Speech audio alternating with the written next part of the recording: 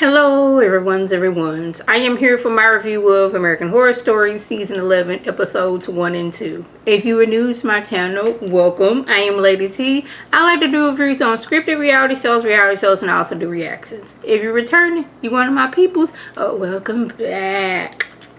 So I have one comment from last season, and I don't remember if I got to it or not, so we're going to get into it. And it's from, I want to say Shiease. It's Shiease per year, Puryear.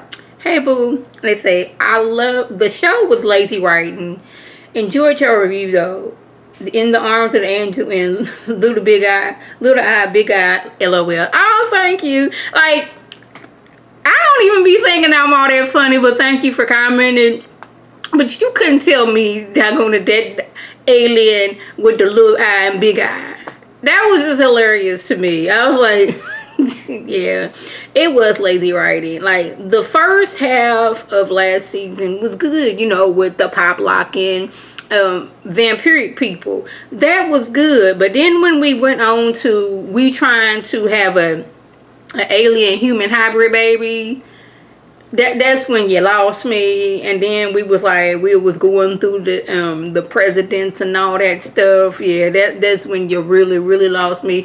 I be trying to stick it in with American Horror Story, but y'all know they tend to like be going good and then venture off, or they'd already ventured off and then they become good. We just can't have a good solid season. I think Coven, like the earlier seasons, was good. And then somewhere along the line, they kind of lost me. Now, y'all, as I was watching this first episode, I was like, I don't know. I'm going to see if I can do this. But we in 1980s New York. And we are first, see Pilot and some stewardess, going to a hotel. Because I guess, they got...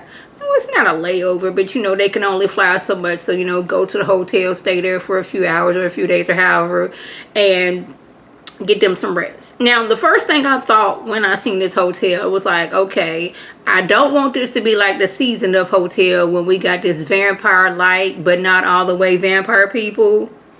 I was like, I'm not here for that. So Pilot dude, he is, coming in from having nightcaps with the other not stewardess, I didn't took them way back, flight attendants. And homegirl was like, hey, you want to come to my room? He was like, no, I'm good.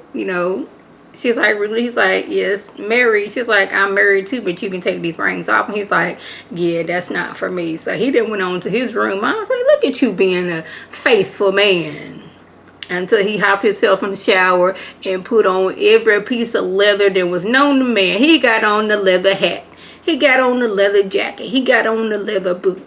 He goes down there to, I don't want to say it was an orgy, but like this place, my mind be just like thinking of, hey, y'all can get tetanus, y'all could get lockjaw. This place don't seem sanitary, but everybody is just around there hunching on everybody. Now it's like, well, I guess the thrill. I don't know. I don't get it. I'm not gonna yuck your yum, as they say. But I was like, my mind is like, ooh, you doggone rubbing on this wall. You gonna get some lead poisoning. Ooh, what if you step on a nail? You gonna get lockjaw and tetanus. Like, that's where my mind was going.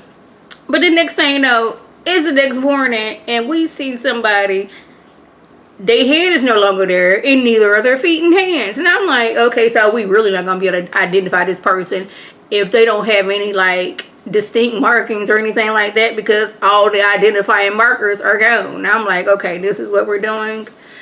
I was like, okay, I'm gonna stick to this one. And this is when, now y'all, I've told y'all this several times on different reviews of different shows. I don't do the woods. I don't care if it is in the daylight and there's a group of people. I don't care if it's nighttime and a group of people. Wooded areas, don't do them like that, for real. It's just something about the woods that just don't sit right with me. So now this dude and his friends, they out there because I guess where they go out there to hook up with somebody. He's sitting there just waiting like la da da da da, and then he sees this extra swole dude in the mask. So of course this don't look like it's safe. I'm gonna yell and run for my life. His friend who's over there trying, to hook up with somebody, it's like, that's my friend, I need to go find him and help him. Well, he ended up being the one getting attacked by swole dude in the mask. So friend goes down to the police station to let them know that, hey, my friend was attacked. It's only been so many hours, so they can't really do anything.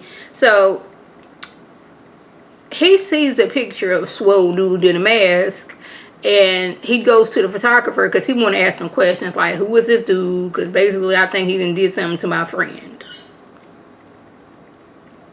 Now y'all, I may be all over the place, but I did not know that was Dennis O'Hare. I was like, who's that? Like, it was talking, and I was like, is that Russell Edgerton? I don't care what role he plays. He will forever, for me, be Russell Edgerton. But I'm going to try to call him Dennis O'Hare because I didn't catch his name. I didn't catch anybody's name on the show. We're going to try to remember, but y'all got to remember, this is episode 1 for me. And I don't be remembering the names like that for real. But yeah, Dennis O'Hare is sitting here with his white hair. Reporter dude is asking him questions, while his police boyfriend is at home acting very, very suspicious. And I'm like, what you got going on? Because it's all these bandanas that represent what kind of sexual activity you want to participate in. And earlier he had told his photographer boyfriend that he didn't know what that meant. But now you sitting here looking at this. So I'm like, what you got going on? Child, this is when somebody didn't slip something into reporter dude's drink, and it hits him as he's walking outside. Next thing you know, he getting thrown into a car. I'm like, So he wakes up, and his hands are tied together with what looks like hospital bracelets. You go to the hospital, and your name on it, your birth date, all that stuff if you're allergic to something. It's like his hands are tied together with something like that. And we got whoever is taking him hostage or is just taking him. It's just vacuuming the floor like he don't got nobody held captive right here. Now, y'all, this is when I almost tapped out. And I was like, I don't know if I'm going to do this because he done doggone it, heated up these needles and he done shoved them up into that part of the nail. Yes. Like down in there. I was like, nope, not going to be able to do this. Nope. I want to check out now. Like certain things I cannot do. When you're messing with the doggone eyeballs, can't do it. Sticking, no. In the nail, no. Don't like you messing with the nose region, no. But I will sit here and watch a surgery all day long when they have to doggone make a decision on somebody. But when you're doing some doggone it, messing with the eye and the nose, and you doggone it, jamming needles into the nail beds, nope, that's where you lose me. And the dude that is doing all this is just as calm and cool and collective as anybody in this world. He's like, oh, so you're just gonna move around? Okay, I'm just going to let you know that I'm going to torture you a little bit. It's cool if you go to the police, but they haven't caught me yet, and they're not going to catch me. So I'm going to give you this medicine, and you're going to knock out right quick, okay? So I can, dislocate your shoulder. I can do a little bit of things to you. And then I'm going to just send you on back your way. It's like, you have the privilege of me, doggone it, taking you against your will and torturing you. It was almost giving that vibe.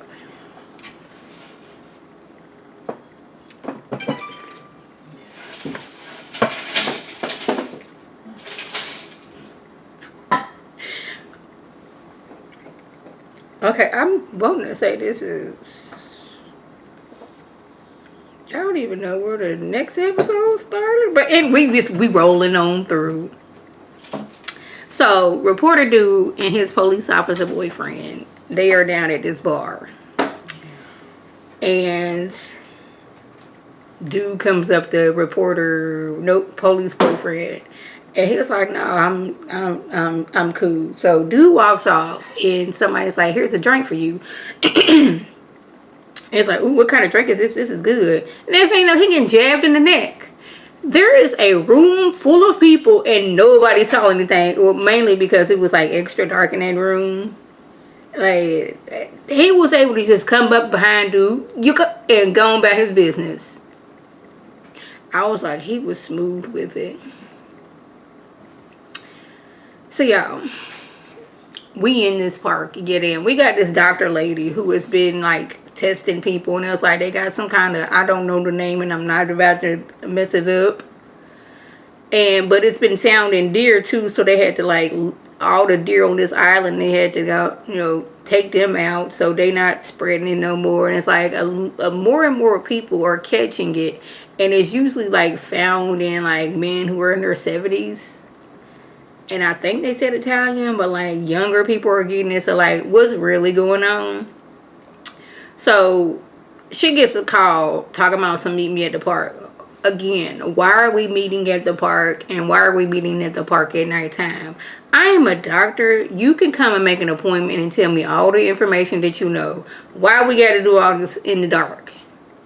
Questions. But Dr. Lady, she's sitting there in the park waiting, and she see, swole dude in the mask.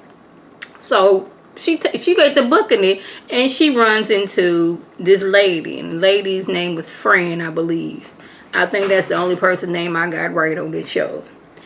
So Dr. Lady is told that a group of people are being attacked by the U.S. government. Now, I don't know how Fran got this information, but she did. And the last scene we see is Neil. He's sitting there in this adult-sized kennel. Now, he had been at the bar earlier. He decided he wasn't going to take a drink. Being smart, I was like, okay, cool. Even though the bartender just made this drink, now give me a beer, and I want to see you open this beer. I want to hear that when you open it, all that good stuff. So he leaving the bar.